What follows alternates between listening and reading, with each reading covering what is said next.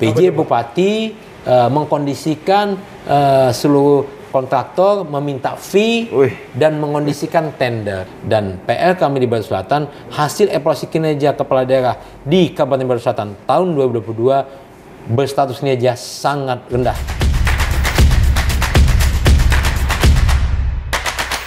Oke, apa kabar Pak Bupati? Alhamdulillah baik, Pak Pimen. Baik. Terima kasih kita sudah bisa hadir di sini, Pak Bupati.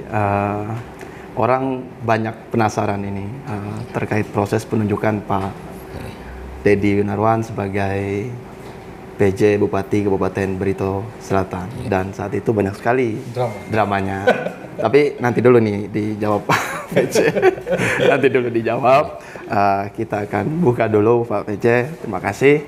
Assalamualaikum warahmatullahi wabarakatuh. Waalaikumsalam warahmatullahi wabarakatuh. Hari ini podcast Ruang Redaksi kedatangan tamu yang sangat spesial. Beliau pejabat dari Kementerian Dalam Negeri yang sekarang diamanahi tugas sebagai Bupati atau Kepala Daerah di Barito Selatan dan sudah jalan kurang lebih 5 bulan. 5 bulan. Beliau adalah Dr. Deddy Winarwan MSI. Kapan datang ke Palangkaraya, Pak Bupati? Tadi malam, Pak. Gimana, Pak, perjalanannya? Berjalan lancar karena kami memang datang dari Jogja, Pak. Dari Jogja langsung ke Palangkaraya. Kemarin, alhamdulillah hari Sabtu dan Minggu kami menghadiri undangan Seminar Nasional sekaligus Des Natalis Fakultas Ilmu Sosial dan Ilmu Politik UGM, di mana kami diundang menjadi salah satu pembicara kunci bersama-sama dengan Bapak Menteri PAN-EB, Bapak Abdullah Abjaranas, kemudian dengan Bapak Ketua Komisi ASN, Profesor Dr. Agus Pramusinto, dan Guru Besar FISIP UGM, Profesor Wahyudi Kumotomo. Jadi ada 4 orang pembicara, salah satunya kami diundang. Oke, baik, mungkin langsung saja Pak Bupati. Yang pertama tentu masyarakat Kalimantan Tengah, masyarakat Kabupaten Barito Selatan ini awal-awal Mei 2023 lalu harusnya Pak Bupati ini dilantik tanggal 22 Mei harusnya. Tapi ketika itu ada ya sedikit drama lah Pak Bupati, ada sedikit drama, ada ya demo atau aspirasi kecil-kecilan dari teman-teman sehingga sempat tertunda 2 hari kalau tidak salah. Nah, mungkin kita pengen tahu Pak Bupati, Pak Deddy, proses sehingga Pak Deddy dipilih atau diamanahi tugas sebagai PJ Bupati Kabupaten Barito Selatan. Proses tahapannya seperti apa? Apakah langsung atau seperti apa ini Pak Bupati? Bisa dijawab Pak? Ya baik, terima kasih Pak. Tentu saja pada saat kedatangan kami ke Kota Palangkaraya, Kota Tambun Bungai, Kota Cantik ya, untuk mengikuti pelantikan pejabat Bupati Barito Selatan, memang ada dinamika di masyarakat dan kami sangat menghormati dinamika tersebut. Negara kita adalah negara hukum, semua masyarakat kita dilindungi oleh hukum untuk menyuarakan aspirasi dan pendapatnya. Nah, kami sangat menghormati itu. Kemudian yang kedua terkait dengan proses pemilihan dan penunjukan pejabat kepala daerah, kita mengacu kepada Undang-Undang 10 tahun 2016 tentang pemilu, pemilihan umum, kemudian Permendagri 4 tahun 2023 tentang PJ kepala daerah, yaitu PJ Gubernur, Bupati, Wali Kota, di mana baik di undang-undang maupun di peraturan Menteri Dalam Negeri tersebut sudah diatur bahwa pengusulan pejabat kepala daerah itu melalui tiga aspek. Yang pertama melalui DPRD Kabupaten Kota masing-masing, mengusulkan 3 orang, kemudian melalui gubernur masing-masing mengusulkan 3 orang, dan Menteri Dalam Negeri juga mengusulkan 3 orang, sehingga totalnya akan ada 9 orang calon. Dari 9 nama tersebut kemudian disaring menjadi 3 nama melalui rapat yang disebut dengan pra-TPA, pra tim penilai akhir, dipimpin Bapak Menteri Dalam Negeri dan beberapa menteri lainnya seperti Menteri Sekretaris Negara, kemudian Menteri PAN-RB, kemudian Kepala BIN, Ketua KPK, Jaksa Agung, dan lain sebagainya.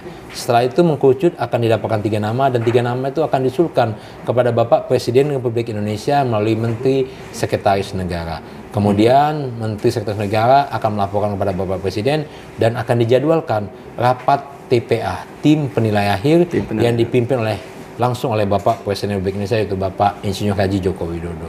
Pada saat rapat TPA itulah keseluruhan pejabat kepala daerah, baik gubernur, bupati, wali kota di seluruh Indonesia dibahas bersama-sama dan diputuskan bersama-sama. Sehingga Bapak Ibu semua, penunjukan dan pemilihan PJ yang menjadi kewenangan Menteri Dalam Negeri kemudian diputuskan melalui rapat TPA yang dipimpin langsung oleh Bapak Presiden Republik Indonesia. Ini juga pada kesempatan podcast yang baik ini kami juga ingin menyampaikan terkait dengan isu fitnah dan hoax yang beredar baik di TikTok, di Facebook dan lain sebagainya yang mengatakan Deddy Winawan PJ kepala daerah menyuap 3 miliar untuk menjadi PJ. Saya katakan itu isu yang tidak benar, itu fitnah karena penunjukan PJ di seluruh Indonesia dipimpin langsung oleh Bapak Presiden Republik Indonesia dengan peserta rapatnya adalah Menteri Dalam Negeri, Menteri Pendayagunaan Aparatur Negara dan Informasi Birokrasi, Menteri Sekretaris Negara, kemudian Kepala BIN, Ketua KPK, Jaksa Agung, dan Kapolri. Sehingga sangat tidak mungkin terjadi suap menyuap di sana. Karena aparat penegak hukum dilibatkan langsung dalam profiling dan pendalaman semua calon. Jadi Bapak Ibu semua, setelah 3 nama dibahas dalam TPA, sebelum 3 nama itu diusulkan kepada Bapak Presiden Republik Indonesia oleh Bapak Menteri Dalam Negeri melalui Bapak Menteri Sekretaris Negara, dilakukan dulu profiling oleh KPK, kemudian Kejaksaan Agung dan Mabes Polri. Sehingga bisa kita pastikan kalau ada proses suap menyuap di sana pasti akan ditemukan dan akan ditangkap oknum melakukan suap menyuap. Sehingga pada kesempatan podcast yang baik ini saya ingin mengklarifikasi isu yang beredar terkait dengan penyuapan untuk penunjukan PJ. Itu adalah isu yang tidak benar, itu adalah fitnah yang tidak bisa dipertanggungjawabkan. Isu itu beredar setelah dilantik atau sebelum itu, Pak? Isu itu beredar baru 3 minggu yang lalu. 3 minggu yang lalu. Bahkan pada saat isu itu diadakan disampaikan bahwa PJ Bupati Baritou Selatan sakit mental. Alhamdulillah dengan rahmat dan ridho dari Allah SWT dan doa seluruh masyarakat Baritou Selatan dan masyarakat Kalimantan Tengah, dukungan semua pimpinan kami, baik Presiden Republik Indonesia, baik Bapak Menteri Dalam Negeri, baik Bapak Gubernur Kalteng, kami dalam keadaan sehat walafiat dan selalu melayani dan mengabdi untuk masyarakat. Setelah selesai rapat TPA yang dipimpin oleh Presiden, nah ini kita putuskan Pak Deddy Winawan ini sebagai sebagai PJ. PJ. Siapa yang pertama kali menghubungi menyerahkan ini, Pak Deddy, Anda di Kabupaten Baritou Selatan? Iya, setelah rapat TPA dilaksanakan, maka prosesnya adalah penerbitan keputusan Menteri Dalam Negeri untuk semua pejabat kepala daerah, baik gubernur, bupati, wali kota. Pada saat penerbitan SK tersebut, kami juga belum diinformasikan. Semua masih bersifat rahasia dan tidak semua bisa mengakses informasi tersebut untuk menjaga independensi penunjukan PJ-nya. Setelah SK diterbitkan, kami masih ingat pada tanggal 20 Mei 2023 kami dipanggil Bapak Menteri Dalam Negeri, kemudian kami di dalam ruang rapat tersebut hadir Bapak Menteri Dalam Negeri, Bapak Sekretaris Jenderal, Bapak Sekretaris Jenderal Kementerian Dalam Negeri, kemudian Bapak Direktur Jenderal Otonomi Daerah dan Bapak Inspektur Jenderal Kementerian Dalam Negeri. Kami berdua, Pak Budi Santoso dipanggil, kemudian diberikan SK. PJ Bupati Kobar PJ Bupati Kobar. Pak Budi dan, arahan sekaligus wejangan Pak Menteri yang pertama adalah penunjukan PJ ini adalah amanah yang diberikan oleh Bapak Presiden Republik Indonesia. Laksanakan dengan sebaik-baiknya, mengabdi untuk masyarakat, membangun kabupaten yang Anda pimpin, dan jangan lupa taat aturan dan jauhi tindak pidana korupsi. Itu amanat langsung dari Bapak Menteri Dalam Negeri. Nah ketika datang setelah mendapat wejangan itu datang ke Kalimantan Tengah, apa sih gambaran awal yang ada di benak Pak Deddy ketika itu? Ya, tentu saja pada saat kami masuk ke Kabupaten Baritou Selatan, setelah alhamdulillah kami dilantik oleh Bapak Gubernur Kalimantan Tengah, Bapak Haji Sugianto Sabran pada tanggal 24 Mei 2024, kami sudah punya sedikit data, Bapak. Karena basic kami sebelum menjadi PJ, kami adalah Direktur Evaluasi Kinerja dan Peningkatan Kapasitas Daerah, Direktorat Jenderal Otonomi Daerah, sekaligus Inspektur Wilayah 3, Inspektorat Jenderal Kementerian Dalam Negeri. Jadi di satu sisi kami yang melakukan evaluasi terhadap kinerja semua kepala daerah, di sisi lain juga kami menjadi pemeriksa aparatur pemeriksa internal pemerintah di Kementerian Dalam Negeri. Sehingga sedikit banyak kami sudah mempunyai data terkait dengan Kabupaten Baritou Selatan. Tentu saja memang banyak pekerjaan rumah yang harus kami laksanakan. Pada saat kami masuk ke Baritou Selatan, yang pertama, angka stunting di Kabupaten Baritou Selatan tertinggi kedua di Provinsi Kalimantan Tengah. Itu yang pertama. Terkait dengan stunting, ini yang berhadapan langsung dengan masyarakat. pengalaman masyarakat. Kenapa? Kalau berbicara stunting, maka akan kita berbicara anak-anak kita, generasi muda kita. Yang impian kita, generasi muda inilah yang akan meneruskan tongkat estafet kita ke depan. Kalau anak-anak kita stunting, tidak sehat, bagaimana mau jadi anak yang cerdas, bagaimana menjadi anak yang berakhlakul karimah. Itulah kenapa jargon kami di Kabupaten Brebes Selatan adalah mewujudkan generasi muda yang sehat, kemudian cerdas dan berakhlakul karimah. Kemudian pekerjaan rumah yang kedua adalah hasil evaluasi kinerja kepala daerah. Dan evaluasi kinerja itu jauh sebelum saya menjadi PJ. Evaluasi kinerja kepala daerah tahun 2022 yang diselesaikan di bulan Desember 2022, di mana evaluasi kinerja itu tidak hanya dilaksanakan oleh Kementerian Dalam Negeri. Evaluasi kinerja kepala daerah seluruh Indonesia ada 415 bupati, 93 wali kota, dan 34 gubernur, karena yang 4 gubernur pemekaran belum kita evaluasi. Itu dilaksanakan evaluasi oleh Menteri Dalam Negeri, di mana kami pelaksananya, kemudian Menteri Keuangan, Menteri Pan-RB, kemudian Kepala BPKP dan Kepala BPS. Lima kementerian lembaga ini bersama-sama mengevaluasi kinerja seluruh kepala daerah. Dan PR kami di Brebes Selatan, hasil evaluasi kinerja kepala daerah di Kabupaten Brebes Selatan tahun 2022 berstatus kinerja sangat rendah dengan posisi 394 dari 416 kabupaten. Di Kalimantan Tengah? Kalimantan Tengah di posisi ke-14 terakhir dengan status kinerja sangat rendah. Dapat kami laporkan ke rekan-rekan yang seluruh masyarakat yang menonton podcast ini, dari 416 kabupaten ada 16 kabupaten yang tidak bisa dinilai, disclaimer, karena datanya tidak lengkap. Jadi hanya 400 kabupaten yang bisa dinilai. Dari 400 kabupaten, posisi Kabupaten Brebes Selatan menempati di peringkat 394 atau 6 terbawah dengan kinerja sangat rendah. Itu yang kedua. Itu CC gitu Pak ya? Kalau bukan lagi CC, DD, sangat rendah. Iya, sangat rendah. DD Pak, sangat rendah. Kemudian sakit kita pada posisi CC Pak. Iya. Kemudian penilaian sakit dan penilaian informasi birokrasi itu semua dilaksanakan oleh Kementerian Pan-RB, rekan-rekan dari Kementerian Pan-RB. Untuk informasi birokrasi juga kita dengan status nilai juga CC, rendah. Kalau evaluasi kinerja sangat rendah. Kemudian nilai MCP kita juga rendah. Ya, jadi memang banyak sekali pekerjaan-pekerjaan rumah yang harus kami laksanakan di Kabupaten Brebes Selatan. Sehingga dengan banyaknya pekerjaan rumah tersebut memang kami harus berlari kencang Pak.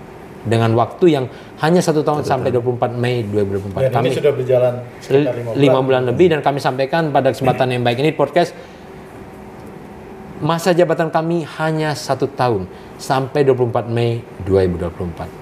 Dan tugas kami itu kan mengabdi. Mengabdi itu berarti melayani masyarakat, bukan minta dilayani, tapi melayani masyarakat. Maka harus turun sampai ke tingkat desa, bahkan ke tingkat RT RW. Kenapa? Karena Presiden Republik Indonesia Bapak Joko Widodo telah mencontohkan, menjadi role model. Beliau seorang presiden turun sampai ke tingkat desa. Maka PJ Bupati minimal harus sampai ke tingkat RT. Kalau tidak, jangan jadi kepala daerah kalau tidak mau melayani masyarakat. Jadi sedikit kita tarik ini Pak. Jadi sudah 4 sampai 5 bulan nih berjalan Pak. Dan tapi informasi kita dapat luar biasa nih Pak, dari 86 desa. Bapak sudah jalan ke 45 desa. 45 desa Pak ya. Artinya Bapak sudah merasakan kekeluargaan, kekompakan di sini gitu kan. Artinya pola Pasapa Huma Betang itu sudah mulai Bapak rasakan, walaupun berbeda kita satu rumah, tapi kita bisa ini gitu Pak ya. Dan ini mungkin ada yang bertanya nih Pak, Bapak pernah ke Kalteng nggak sih Pak sebelumnya Pak? Selalu.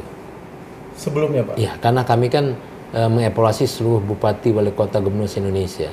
Iya, selalu.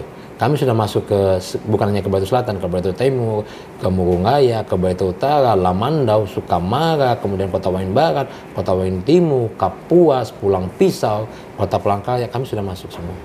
Kami sudah masuk di 415 kabupaten, 93 kota, dan 34 provinsi.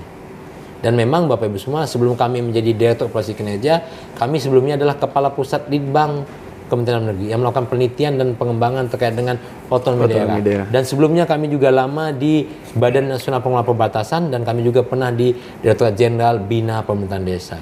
Jadi latar belakang kami di Kemendagri itu sangat beragam. Beberapa Direktorat Jenderal dan Badan kami pernah mengabdi di sana, termasuk di Badan Nasional Pengelola Perbatasan. Kita masuk ke semua perbatasan, mulai dari Kalimantan Utara, Kalimantan Barat, sampai ke Aceh, sampai ke Papua, sampai ke Maluku Utara, sampai ke Nusa Tenggara Timur. Dari 45 desa tadi ya, Okay, yang sudah dikunjungi di 6 kecamatan itu ya, Pak Bupati ya. Secara besar mungkin, apa persoalan yang mendasar di 45 desa itu, dan apa yang akan dilakukan agar desa tersebut bisa maju dan berkembang? Sebelum kami menjawab itu, kami ingin menyampaikan dulu sebagai pejabat kepala daerah kami punya 8 program prioritas. Oh siap, Ya. siap Pak. Dan belusuan kalau bahasa kita, kembali ke desa kalau kami menyebutnya. Bukan pencitraan Pak ya? Bukan. Kalau kembali ke desa itu dalam bahasa kita Dayak adalah gantama tumpu, kembali ke desa. Kenapa? Kalau kita ingin memotret kondisi senyata masyarakat kita, jangan lihat dari ibu kota kabupaten, dari Buntok yang segalanya ada. Kita harus lihat ke desa. Apakah jalannya yang rusak? Apakah jembatannya? Ataukah sekolah harus diperbaiki? Ataukah puskesmasnya tidak ada? Atau bahkan tenaga kesehatannya tidak ada?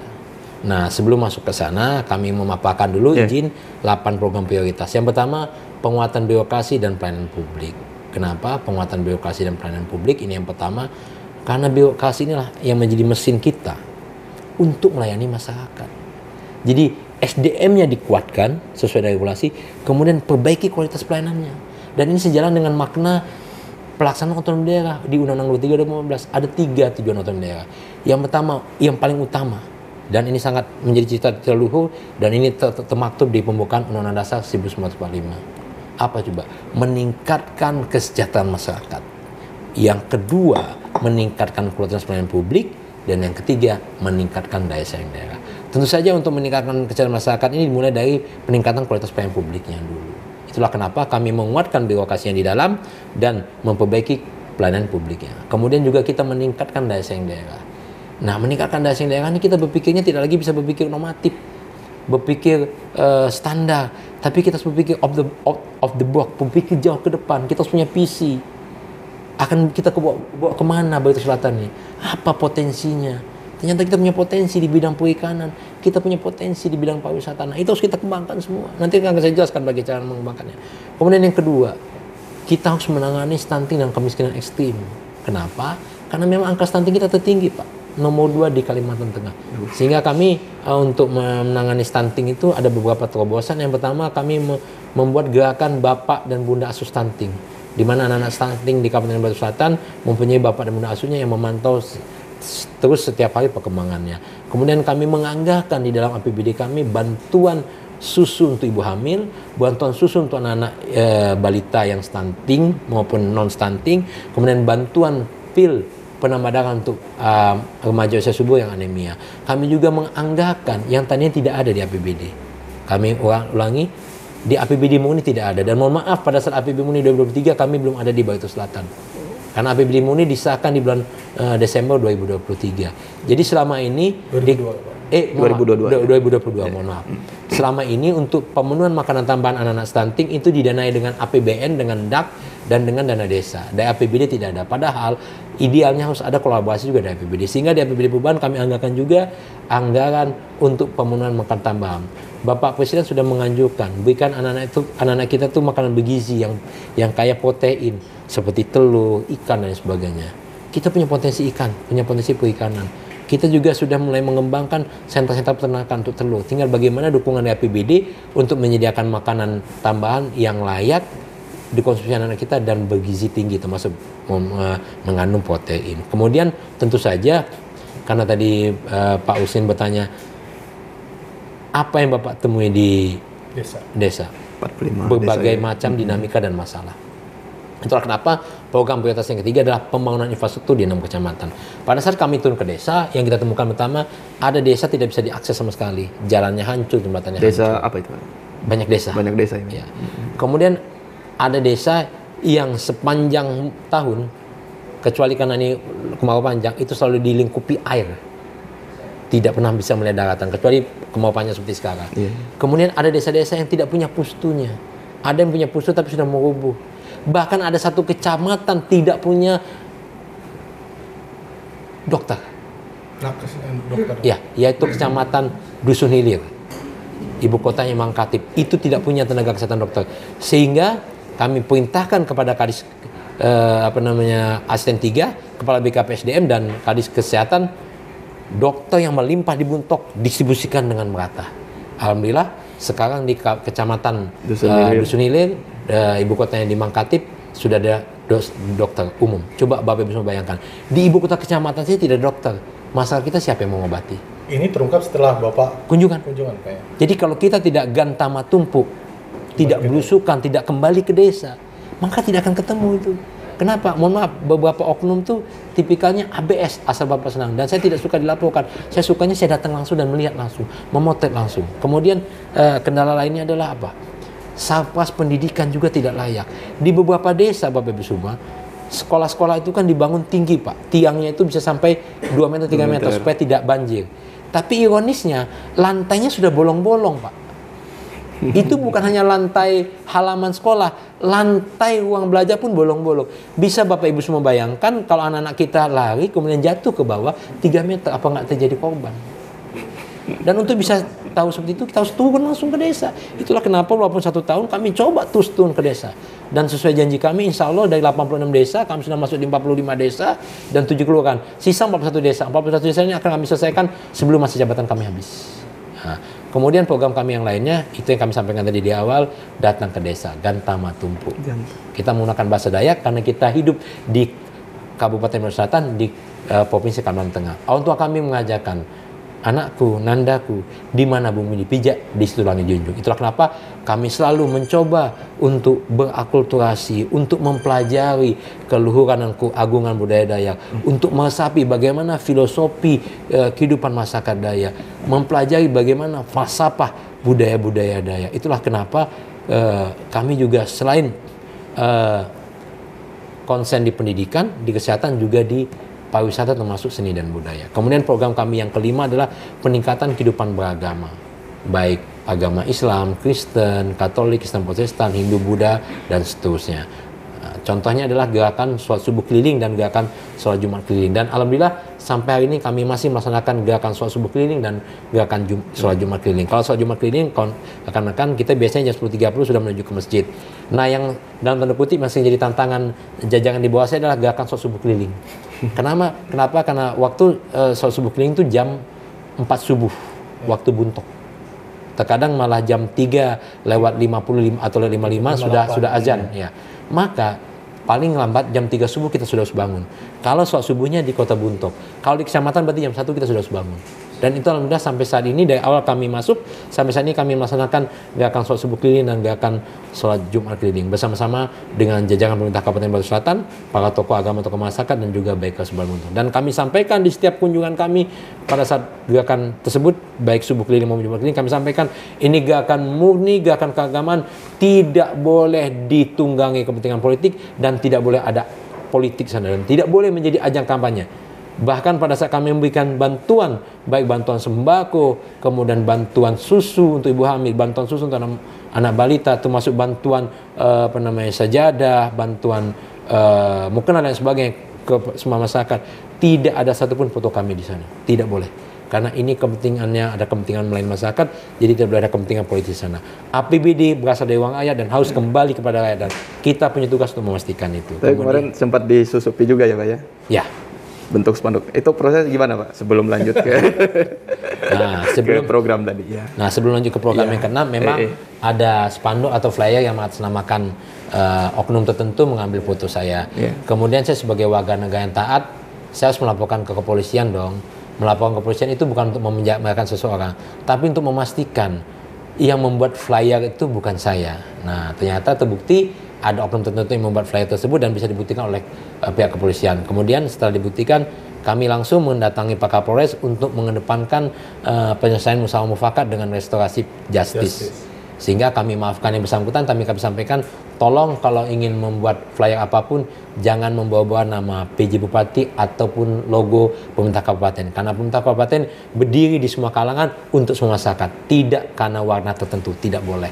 Nah, itu dan sudah clear. Dan kami melaporkan ke aparat penegak hukum itu bukan untuk memenjarakan seseorang, tetapi untuk memastikan bahwa yang melakukan itu adalah oknum, bukan pejabat kepala daerah. Dan kita semua, warga negara Kesatuan Republik Indonesia, punya hak yang sama di mata hukum dan kita harus taat kepada hukum. Tetapi setelah didapatkan bukti termasuk oknumnya, kami mengedepankan pendekatan kekeluargaan, restorasi justice, dan kita memaafkan yang bersangkutan dengan catatan tidak mengulang lagi perbuatan. Berarti clear sudah sekarang, Pak? Clear.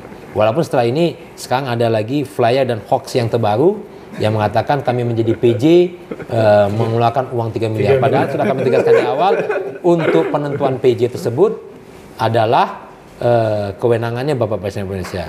Kemudian kami juga dituduh dan fitnah meminta uang dalam pelantikan pejabat eselon 2 sampai eselon 4. Tapi ini nggak dipolitikan ya Pak ya?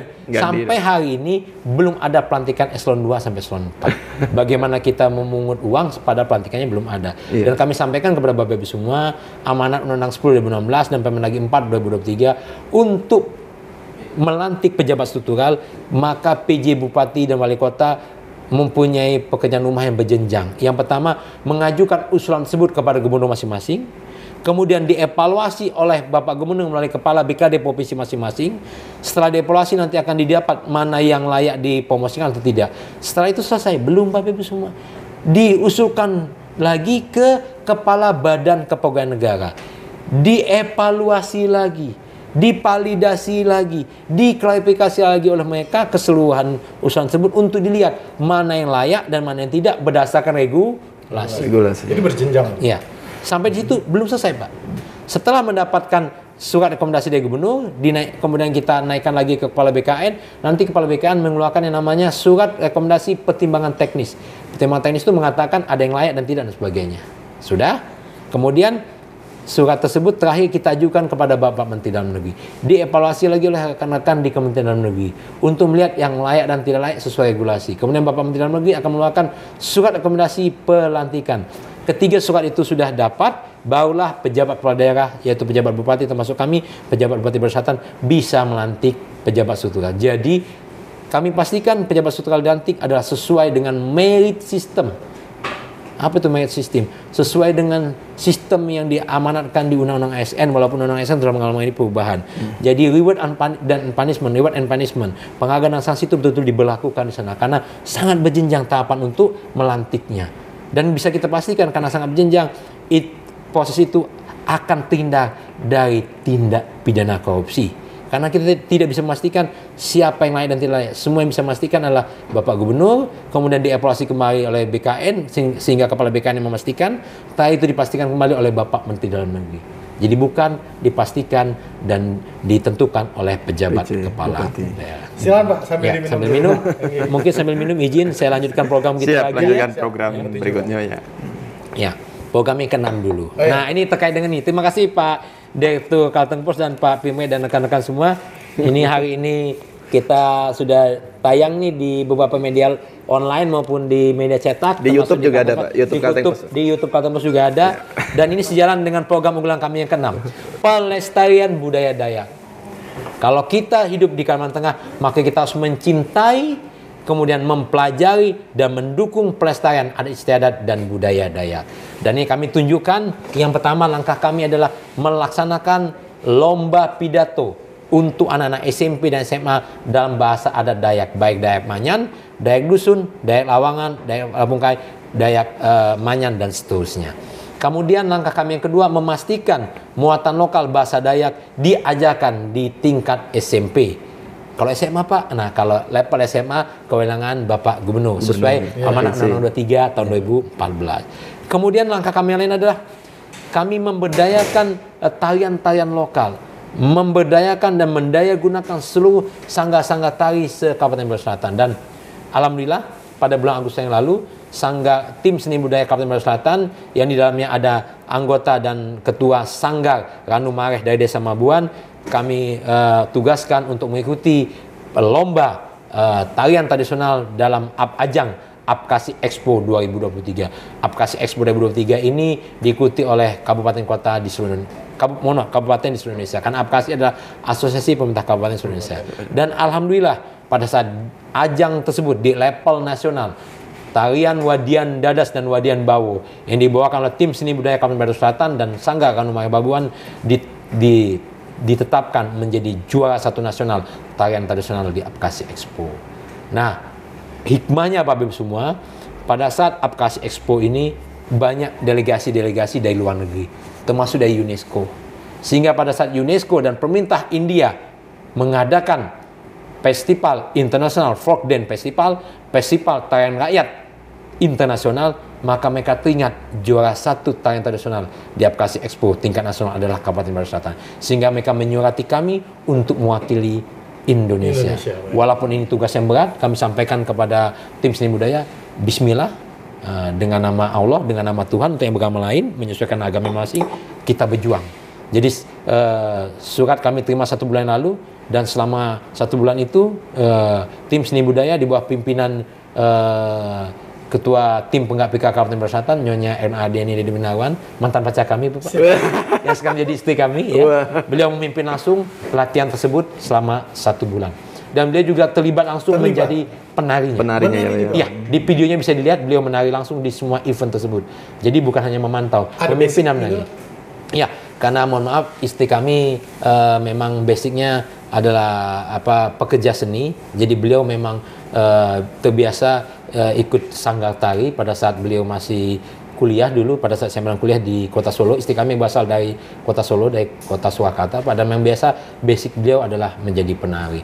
Nah, 1 bulan kita mempersiapkan, kemudian kalau tidak salah tanggal 16 kita berangkatkan ke India dengan dana APBD, kecuali kami ulangi ya, semua tim seni budaya termasuk anggota Sangga Tari Ranu Mare Babuan didanai APBD kecuali 1 orang, yaitu Ketua Tim Penggak PKK Kabupaten Batu Selatan. Ketua Tim PKK Batu Selatan membayar sendiri biayanya untuk India karena kami tidak mau ada kepentingan politik. Bisa dibuktikan itu Pak? Bisa dibuktikan dengan transfer dari rekening beliau ke rekening UNESCO pribadi. Bisa dibuktikan. Kenapa? Karena kami ingin tidak ada konflik kepentingan di sana. Biarlah APBD hanya membiayai penari-penari. Untuk tim PKK yang juga menjadi penari dibayar langsung secara pribadi untuk menjaga tidak ada konflik kepentingan di sana. Tanggal 16 mereka terbang, tanggal 17 sampai di India, dan tanggal 18 kemarin mereka mulai mengikuti kegiatan festival. Bahkan sebelum festival dilaksanakan ada yang namanya opening ceremony. Opening ceremony. Nah, pada saat opening ceremony ternyata tarian Wadian Dadas dan Wadian Bawo terpilih menjadi tarian pembuka. Ini menjadi satu kebanggaan bagi masyarakat Batu Selatan dan masyarakat Kalimantan Tengah. Tarian khas Dayak Kalimantan Tengah ternyata diakui di internasional. Ternyata tidak cukup di situ saja kan Bapak Ibu semua dan rekan-rekan, bukan hanya di opening ceremony. Ternyata pada saat closing ceremony kita juga mendapat kabar gembira. Walaupun kami tadinya tidak berani terlalu berharap. Kenapa? Kita berhadapan dengan India, tuan rumah, yang sangat terkenal dengan tariannya. Kita berhadapan dengan Thailand, juga terkenal dengan tariannya, kerajaan kan. Kita berhadapan dengan Polandia, dengan Rumania, Bulgaria, Kyrgyzstan, Sri Lanka, dan beberapa negara-negara lainnya. Tapi dengan atas izin Allah dan dukungan dari seluruh stakeholder, masyarakat Kalimantan Tengah, masyarakat Batu Selatan, dan tentu saja dukungan dari pimpinan kami, Bapak Gubernur Kalimantan Tengah, Bapak Haji Sugianto Sabar, dan Ibu Ketua Tim Penggak PKK Provinsi, alhamdulillah. Tim Seni Budaya Kabupaten Batu Selatan dan Sangga Ranu Mare Babuan, di mana istri kami, Ketua Tim Penggak PKK Kabupaten Batu Selatan juga terlibat menjadi penari di sana. Mengikuti kegiatan selama 4 hari berturut, kita dinobatkan mendapatkan 2 prestasi. Yang pertama, The Excellent Performance, berarti penampilan terbaik. Tetapi memang rekan-rekan, untuk kejuaraan ini yang dinilai bukan hanya performance saja, performance-nya, kemudian seragamnya dan lain sebagainya. Dan untuk penilaian keseluruhan, alhamdulillah kita menjadi runner up atau juara 2 di bawah tuan rumah India. Ini menjadi satu kehormatan untuk kita. Kelas dunia nih Pak ya? Kelas dunia, festival internasional. Pesertanya dari negara-negara Eropa, Asia ya Pak ya? Dan yang sangat membanggakan adalah walaupun kita memang mendapat runner up, tapi untuk penampilan tarinya kita the excellent, kita yang terbaik, kita yang the best. Hanya sesuatu kita kalah sedikit dari tuan rumah, dan itu wajar. India Pak ya? Tuan rumah India yang sangat terkenal juga tari-tari. Tapi ini menunjukkan bahwa tarian Dayak Kalimantan Tengah, Wadian Dadas, Wadian Bawo, tarian Dayak Manyan sudah go internasional. Tentu saja dengan tampil di pentas internasional dan mendapat juara, dan ini dipublish juga di media-media internasional, akan membawa dampak positif. Pertama, akan berdampak positif mengenalkan nama Provinsi Kalimantan Tengah dan nama Kabupaten Brebes Selatan di kancah nasional. Dan yang kedua, memunculkan keingintahuan masyarakat internasional. Betul. Apa itu suku Dayak? Bagaimana budayanya? Dari keingintahuan itu mereka akan datang ke Indonesia, akan datang ke Kalimantan Tengah, akan datang ke Kota Buntung, akan datang ke Kabupaten Brebes Selatan untuk membelajari budaya. Dan itu akan terjadi pertukaran budaya. Dan pada saat itu juga kita akan pada saat event internasional juga kita sampaikan bahwa Kalimantan Tengah ini kaya juga dengan sumber daya alam. Bukan sumber daya alam tambang yang kami masukkan sini, sumber daya alam seperti anggrek, kemudian sentra perikanan. Nah, itu yang kita kedepankan. Kita punya ikan-ikan air tawar yang khas, yang unik, yang hanya ada di Kalimantan Tengah. Kita punya anggrek yang hanya ada di Kalimantan. Contoh black anggrek, anggrek hitam, kemudian pearl orchid, anggrek mutiara, itu hanya ada di Kalimantan Tengah dan tumbuh subur di Kalimantan Tengah. Itulah kenapa kita di Desa Sanggu yang salah satu dilombakan menjadi juara 3 lomba desa wisata tingkat provinsi. Juara satunya juga dari Desa Wayun, juga dari Kabupaten Brebes Selatan. Kita membina dan memberdayakan petani-petani kita di Desa Sanggu untuk mengembangbiakan anggrek tersebut. Jadi tidak lagi mengambil di hutan, tapi mengembangbiakan anggrek yang ada di halaman masing-masing, sehingga kelestarian anggrek juga tetap terjaga. Kemudian program kita yang ketujuh, tentu saja kita membentuk call center dan helpdesk. Selama ini belum ada. Pak Dedi, apa sih membentuk call center? Kegunaannya untuk apa? Bukan untuk supaya ngetop, bukan. Mencari simpati, bukan. Kita harus bisa memastikan masyarakat kita punya saluran untuk menyampaikan keluhannya, menyampaikan saran, kritik dan masukannya. Dan call center helpdesk ini kami beri nama Itah Lapor. Kok Itah, Pak? Sekali lagi, sama seperti Ganta Matumpu, kita ingin memberdayakan bahasa-bahasa Dayak, bahasa mother tongue kita. Kita harus hormati itu, maka di setiap jargon kami menggunakan bahasa Dayak. Itah Lapor, kita lapor. Dan Itah Lapor ini 24 jam untuk menampung semua laporan, saran, kritik, masukan dari masyarakat. Kemudian yang ke-8 tentu saja salah satu moto penggerak di tingkat desa adalah perangkat desa, RT RW. RT RW adalah lembaga kemasyarakatan desa. Dan juga di sisi pendidikan adalah guru. Bapak Ibu semua, miris pada saat kami kunjungan ke beberapa desa, beberapa guru honorer itu mengatakan, Pak, kami mendapat insentif hanya 300.000 satu bulan. Maka di APBD perubahan, dan ini disetujui juga oleh pimpinan anggota DPRD Kabupaten Brebes Selatan, kami naikkan 100% menjadi 600.000. Memang jumlah tersebut masih kecil, tetapi itu sudah menunjukkan ada keberpihakan pemerintah kabupaten terhadap guru honorer. Dan totalnya kita menganggarkan 16 miliar untuk kenaikan 300.000 tersebut. Ya, besar. Itu diambil dari mana, Pak? Dari APBD. Karena kebetulan kita mempunyai silpa yang lumayan besar. Nah, kemudian peningkatan juga insentif untuk RT RW. RT RW adalah lembaga kemasyarakatan yang membantu sebagian tugas kepala desa dan lurah dalam pelayanan kependudukan dan pelayanan publik lainnya. RT RW yang tadinya insentifnya 150.000 kita naikkan menjadi 250.000. Dan kesemuanya tersebut baik kenaikan insentif untuk guru honorer dan kenaikan insentif untuk RT RW sudah kita payungi dengan regulasi, yaitu peraturan bupati tentang standar harga satuan. Jadi memang dasar hukumnya jelas. Nah, kemudian Bapak Ibu semua, dari 8 program tersebut, ya memang kami akui masih banyak pekerjaan rumah tersebut. Belum banyak yang bisa kami perbuat di Kabupaten Brebes Selatan.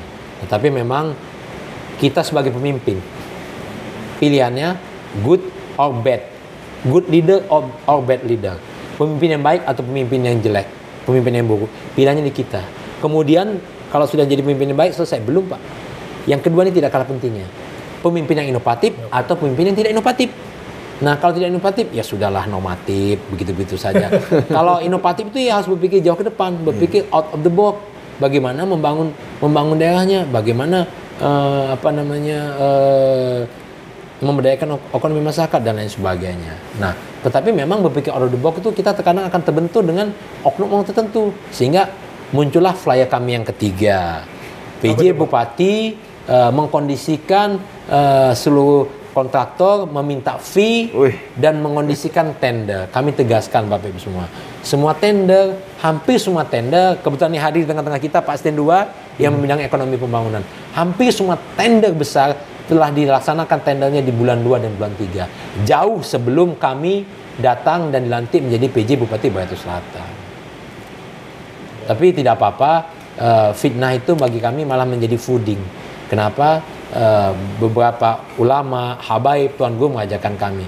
Semakin kita difitnah, maka derajat kita akan semakin diangkat oleh Allah SWT.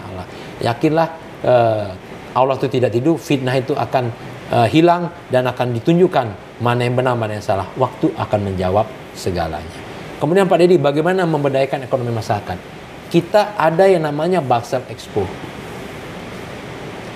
Kita melaksanakan Barsel Expo. Nah, kita merayakan hari ulang tahun Republik Indonesia dan merayakan hari ulang tahun Kabupaten Barito Selatan. Hari ulang tahun Republik Indonesia di 17 Agustus, hari ulang tahun Kabupaten Barito Selatan di bulan September.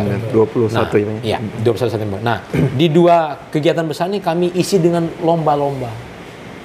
Semua lomba kami buka.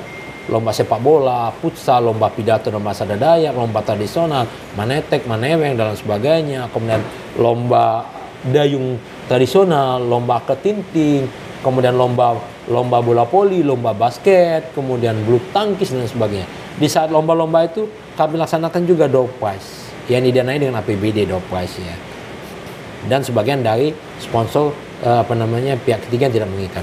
Nah, pada saat lomba-lomba itulah antusiasme masyarakat untuk menonton itu sangat antusias sekali karena selama 3 tahun ke belakang kan Covid. Nah, dengan antusiasme masyarakat menonton kan membuka ruang masyarakat kita yang ekonomi lemah untuk berdagang. Dan pada saat mereka berdagang, kami pastikan mereka berdagang digratiskan, tidak boleh dipungut retribusi apapun.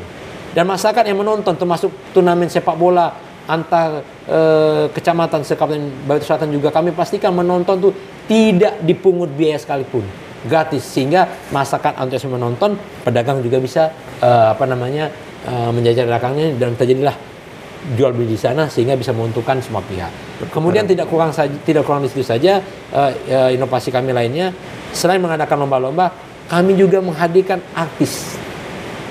Hiburan ya? Ya, dan artis tersebut tidak didanai dengan APBD.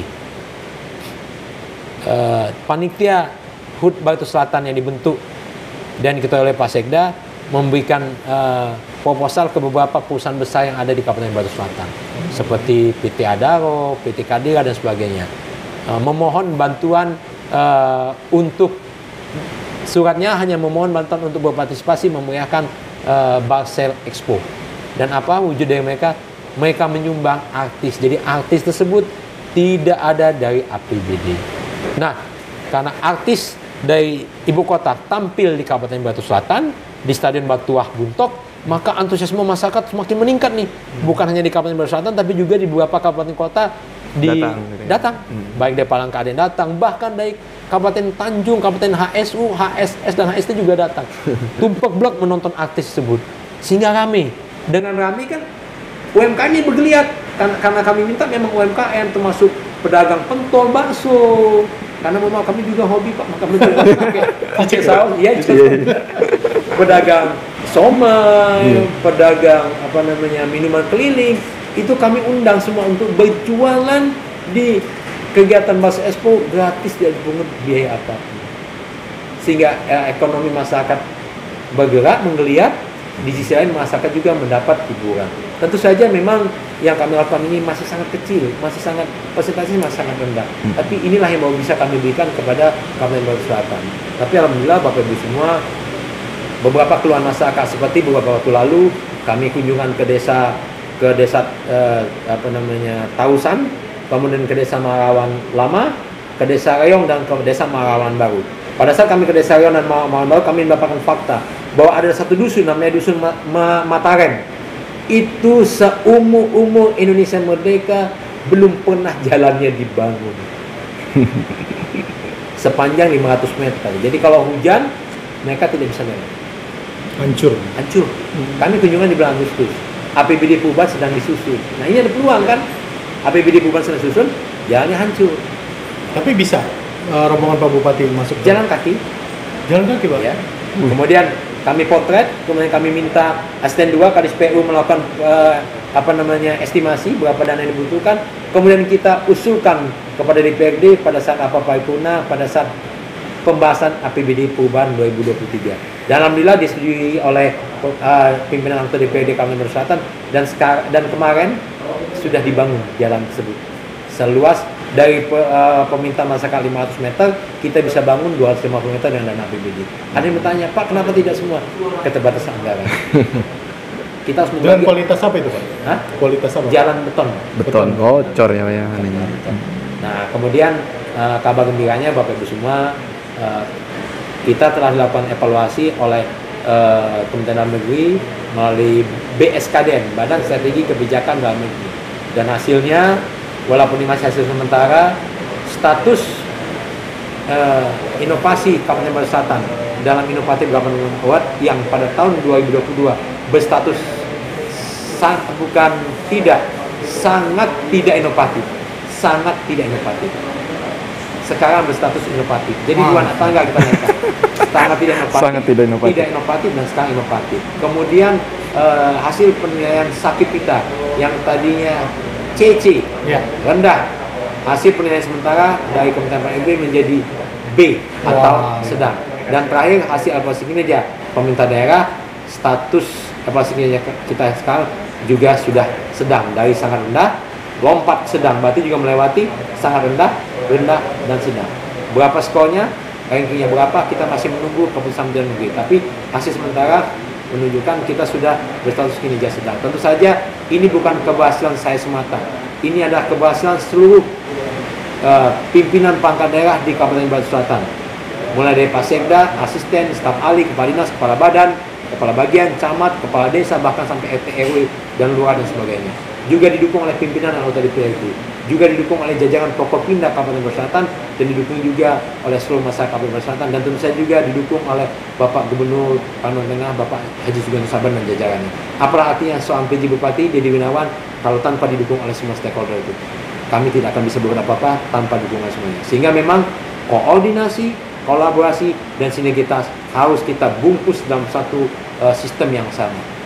Kami ingin membentuk satu super team, semua bekerja bersama untuk mewujudkan kemajuan dan kesejahteraan masyarakat dan kemajuan Kabupaten Batu Selatan.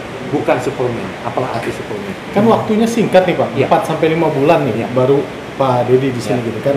Artinya untuk membenahi dari yang nilai sangat tidak inovatif, kemudian sakitnya tadi CC seperti itu, apa sih Pak yang dilakukan selama 4-5 bulan terakhir? Jadi yang pertama kami mengubah pakem Pak. Selama ini kan pegawai kita bekerja tuh sesuai dengan aturan memang, tapi normatif. Apa normatif? Masuk jam 7.30 dan pulang jam 3. Sekarang Bapak Ibu masuk jam 7.30, biasanya pulang jam 8 sampai jam 9 malam. Bahkan PJ Bupati pulangnya paling cepat jam 10 malam. Masih di kantor Pak? Masih.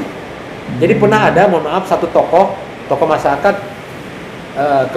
datang ke kantor, ke penjagaan bawah, dia bertanya, itu kenapa lampu kantor, itu kenapa lampu ruangan PJ Bupati masih hidup? Bosan, jangan pencitraan. Bapak masih di atas Pak, dan karena beliau ingin tahu, beliau ke atas, dan betul, saya di atas masih bekerja, mengumpulkan jajaran saya. Apa? Setiap hari harus begitu, karena waktu kita sedikit.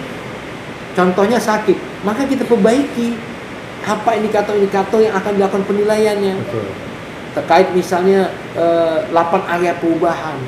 Nah, contohnya area perubahan terkait dengan pelayanan publik, maka kita harus punya keputusan Bupati terkait dengan penyederhanaan SOP-nya. Maka kita susun SOP sederhana. Kemudian kita buat perbuknya terkait dengan standar waktu pelayanannya.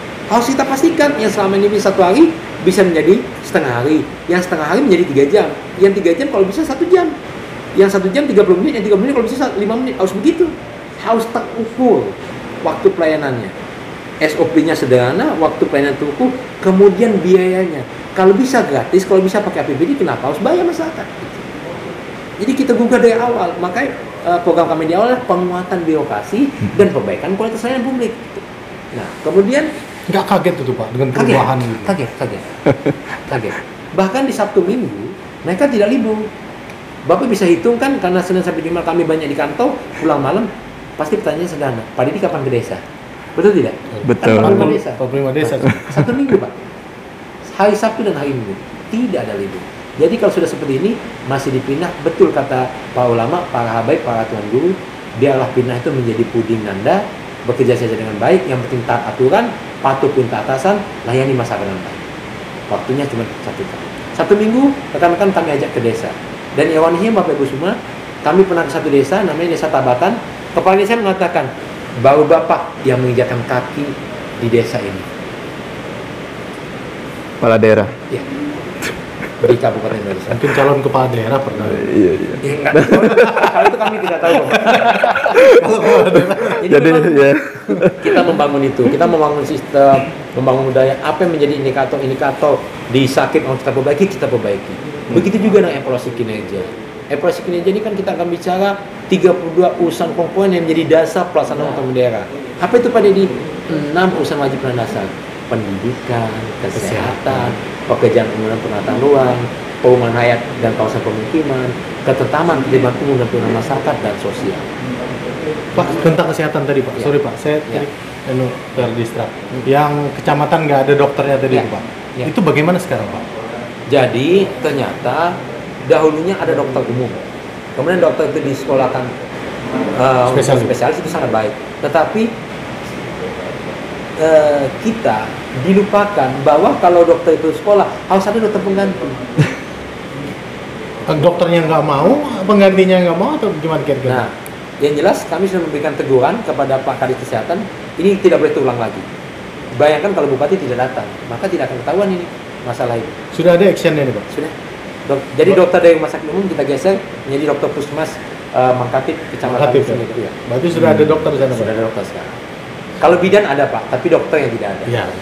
Karena kan bidan ada keterbatasan Betul. Pak, perawat ada keterbatasan yang tidak bisa Nah, dilakukan. kami juga menghimbau kepada warga masyarakat se-Kabupaten Batu Selatan, mari dukung tugas-tugas tenaga medis termasuk dokter, perawat, bidan, mantri.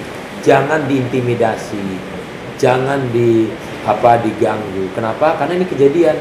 Pada saat kami melakukan peninjauan ke desa Bantai Bambore, desa Bantai Bambore, Kecamatan Dusun Utara, itu dokter di Puskesmas Bantai Bambore itu diintimidasi Pak, dokter perempuan, sehingga beliau trauma dan akhirnya tidak mau ngantor karena diintimidasi Oleh oknum. masyarakat. Akhirnya apa yang diberikan? Masyarakat mau berobat, masyarakat sakit akan berobat, nggak ada dokter. Dan kami mengambil langkah percepatan karena itu terkait dengan psikis dokter yang bersangkutan kami tarik ke kabupaten, kami tugaskan ke Puskesmas Sababila, dan kami geser dokter laki-laki dari rumah sakit umum Jaga Sameh, kami geser mutasi untuk mengisi Puskesmas Bantai Bambore, sehingga Puskesmas Bantai Bambore sekarang sudah ada dokternya.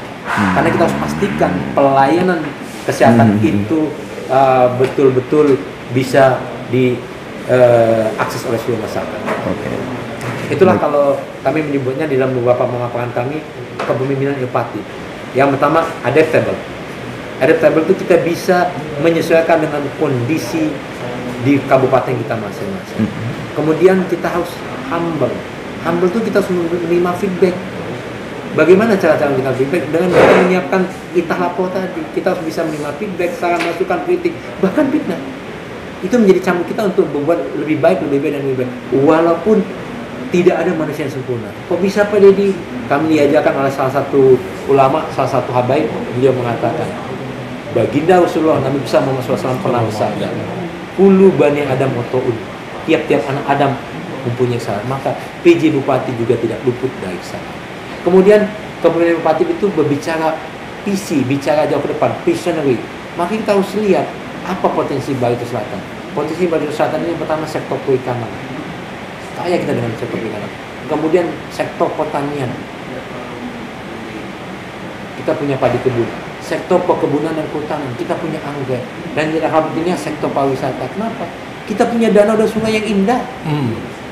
Kita punya goa yang indah, dan kita punya adat budaya yang sangat luas, yang sangat luas, yang bisa kita kembangkan dan bisa menarik turis asing datang ke Indonesia. Yang terakhir jelas kepemimpinan Bupati adalah engagement. Ini engagement yang kami sebutkan di awal, membangun super team. Kita harus bisa menjalin komunikasi yang baik ke semua stakeholder. Oke, baik Pak Dedi. Mungkin ini perbincangan terakhir ya, Bang Rohan ya, karena mengingat waktu Pak Bupati akan geser lagi ke acara lain. Mungkin terkait politik mungkin Pak, ini sebagai penutup bagi kita. Sebenarnya Pak Usin bekerja politik. Ini kan Pak Bupati sudah ini biar terdistract. sudah belusukan ke 45 desa, bahkan ada masyarakat, oh kami pengen bupatinya Pak Dedi aja, Pak Dedi aja. Jadi suara-suara masyarakat kan ada yang seperti itu kan Pak Dedi, mungkin karena mereka sangat wah inilah pemimpin yang peduli, yang bisa dekat karena rutin belusukan tadi. Nah terkait pemilu Pak, pemilu 2024 tentu Pak Bupati kan ditugasin oleh Presiden salah satunya mempersiapkan itu.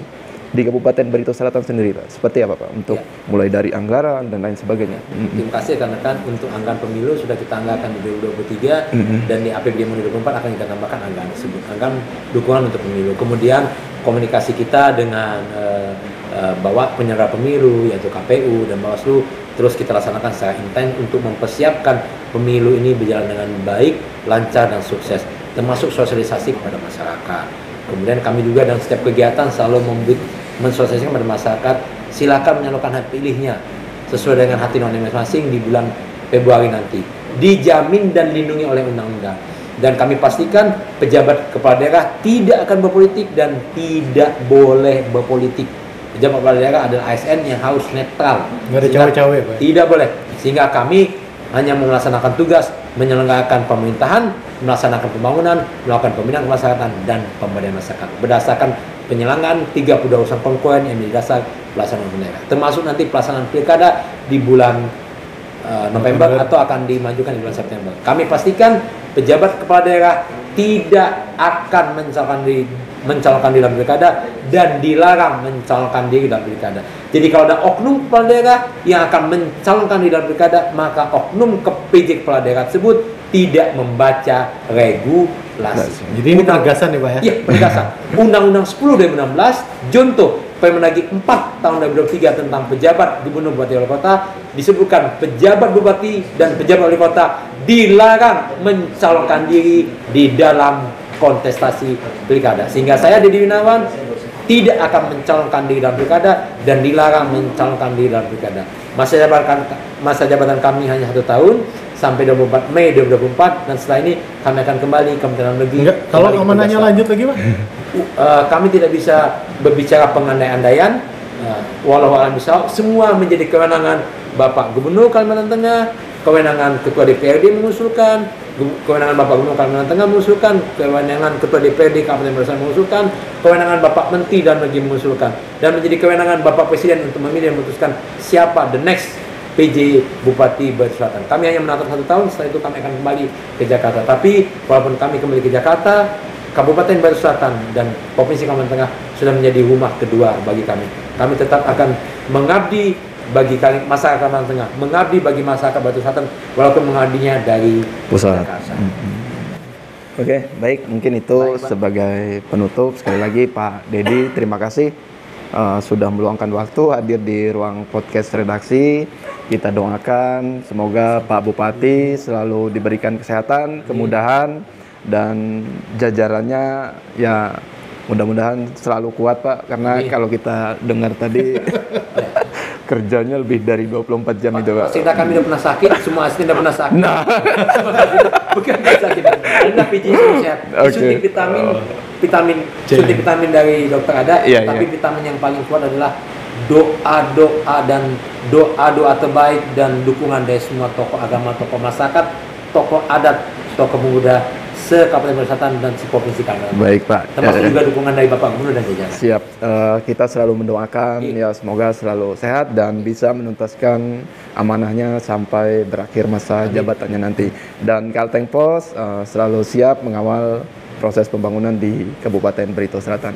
Mungkin itu akhir dari perbincangan kita dengan Bupati Barito Selatan, Pak Dr. Dedi Winawan. Podcast Ruang Redaksi saya tutup, saya akhiri. Wassalamualaikum warahmatullahi wabarakatuh. Waalaikumsalam. Terima kasih. Siap.